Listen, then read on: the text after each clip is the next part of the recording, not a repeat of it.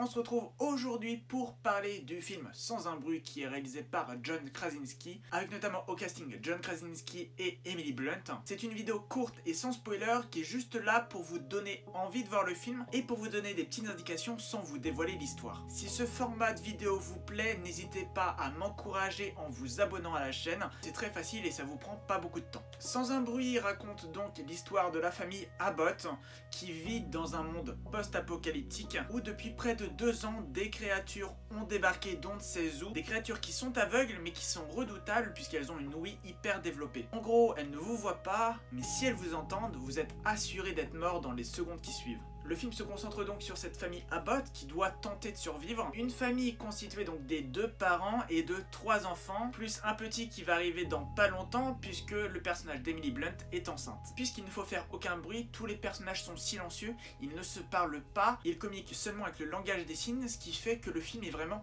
très silencieux. C'est une atmosphère assez bizarre parce que quand vous entrez dans la salle de cinéma alors que le film a tout juste commencé, il n'y a pas un bruit. Pas un bruit de popcorn, pas un bruit de fauteuil qui grince, pas un bruit. La salle est hyper respectueuse et ce silence fait bien flipper. Et puisque personne ne fait de bruit, tout le monde est scotché à son siège, ça amplifie l'immersion du film et on ne veut pas faire le moindre bruit, déjà pour ne pas déranger les voisins qui sont à côté, et surtout parce qu'on est à l'affût du moindre bruit et on se prépare tout le long du film à avoir peur, à sursauter, ce qui fait que c'est vraiment très prenant. Il y a donc un vrai bon travail sur le son, avec beaucoup de moments où on n'entend rien du tout, juste la clim de la salle de cinéma. Et c'est assez bizarre parce que bon nombre de films d'horreur nous habituent à des scènes bruyantes, avec beaucoup de musique stridente, beaucoup de musique forte pour amplifier ce caractère horrifique. Là on a des musiques un peu plus douces, on a ce sentiment de film un peu road movie, de film post-apocalyptique, avec paradoxalement un sentiment de zénitude par moment, et avec des scènes d'angoisse qui sont vraiment très bien amenées. Le film nous présente donc différents personnages qui sont vraiment très attachants. Le fait d'avoir ce silence pesant, planant dans toute la salle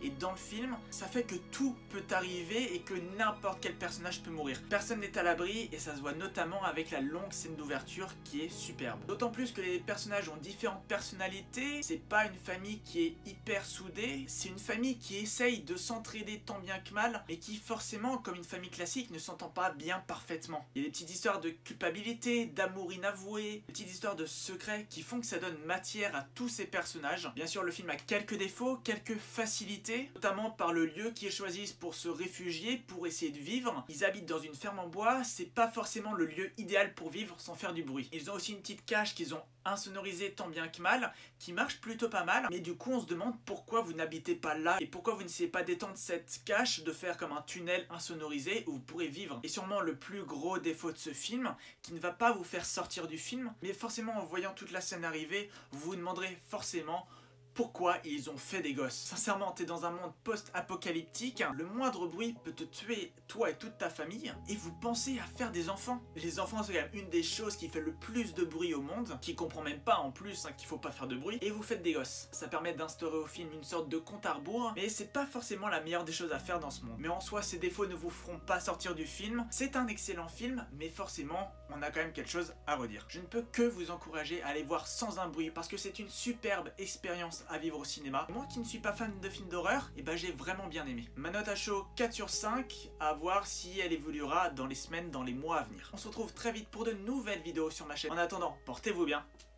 Ciao.